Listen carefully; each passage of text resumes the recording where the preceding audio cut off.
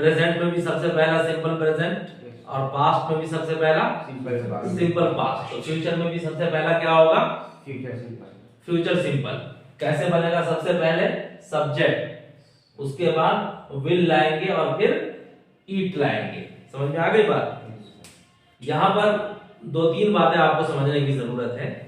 सबसे पहली चीज तो ये है कि यहां हेल्पिंग वर्ब विल आया है।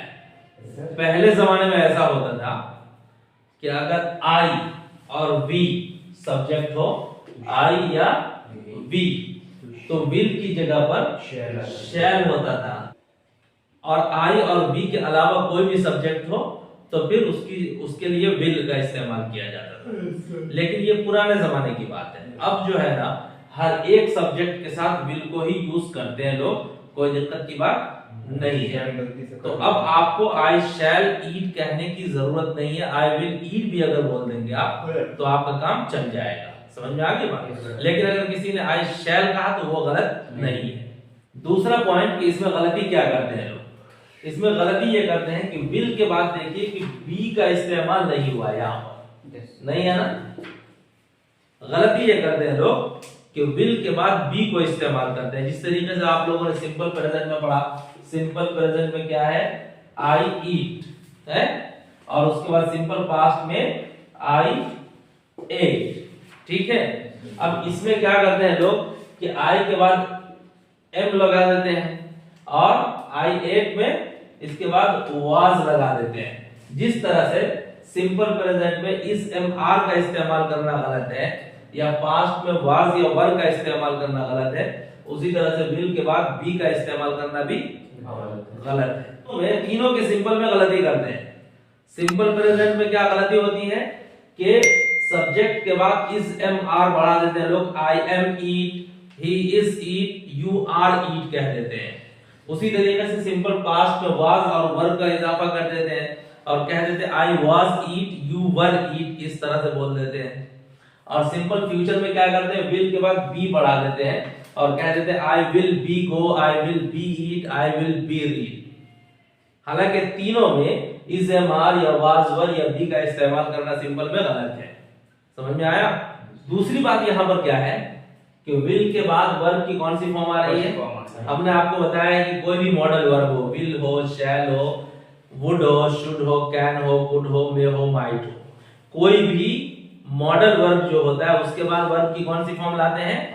फर्स्ट फॉर्म लाते हैं, है ना।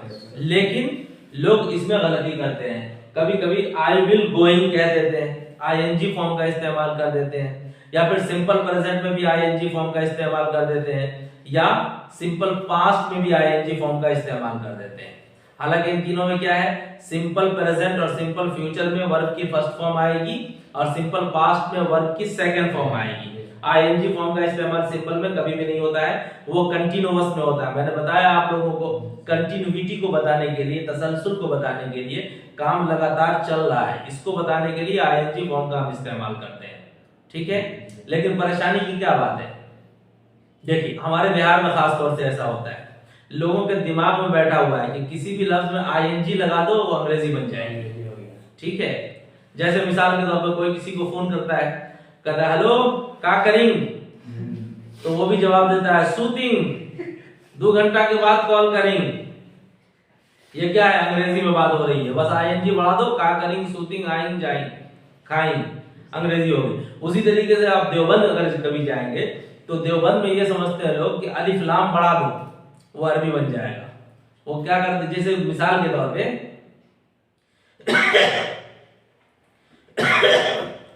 मिसाल के तौर पे उसमें होता क्या है कि क्लॉथ इंग्लिश का लफ्ज है ना, इंग्लिश का लफ्ज है, वहां पर कपड़े की दुकान का नाम है दारुल क्लॉथ। अब क्लॉथ इंग्लिश का लफ्ज है, उसमें उन्होंने क्या किया? अलिफ लाम बढ़ा दिया, वो समझ रहे हैं अरबी का लफ्ज हो गया। तो अरबी में क्या करते हैं लोग कि अलिफ लाम बढ़ा देते हैं, समझते हैं कि अरबी बन गई। और इंग्लिश के लिए क्या करते हैं? बहुत आसान तरीका है अंग्रेजी बोलने का, आईएनजी बढ़ा दीजिए, आइंग, आइंग, गइंग, खाइंग, सूतिंग, पीइंग, सब हो जाएगा आपका अंग्रेजी। समझ में आ गया? तो इस वजह से गलती क्या करते हैं यहाँ कि आई विल ईट के बजाय आई विल ईटिंग बोल देते हैं लोग बहुत सारे। तो ऐसा नहीं होना चाहिए। या आई गोइंग, आई कमिंग, तो सिंपल में प्रेजेंट है अगर वर्ब की फर्स्ट फॉर्म का इस्तेमाल किया जाएगा और उसमें इज एम आर यूज नहीं होगा। अगर सिंपल पास्ट है तो वहां वर्ब की सेकंड फॉर्म आएगी और वाज वर्ब का इस्तेमाल नहीं किया जाएगा। और अगर सिंपल फ्यूचर है तो विल के बाद वर्ब की फर्स्ट फॉर्म आएगी, बीच में बी नहीं आएगा और उसी तरह से वर्ब में आईएनजी भी नहीं लगेगी।